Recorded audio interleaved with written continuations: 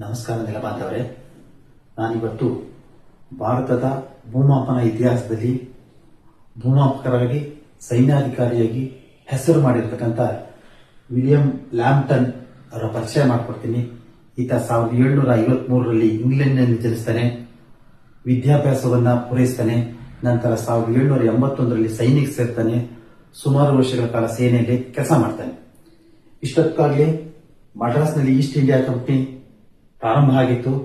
ಇದರ ನೇತೃತ್ವವನ್ನು lord Wellesley ವಹಿಸಿಕೊಂಡಿದ್ದ.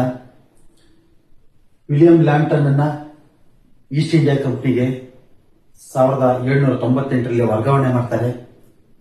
1799ರಲ್ಲಿ Tipu Sultan ಮತ್ತು ಬ್ರಿಟಿಷ್ ನಡುವೆ ಯುದ್ಧ ನಡೆಯುತ್ತೆ. ಯುದ್ಧದ ನೇತೃತ್ವವನ್ನು ವಿಲಿಯಂ ಲ್ಯಾಂಪ್ಟನ್ ವಹಿಸಿಕೊಂಡಿರ್ತಾನೆ.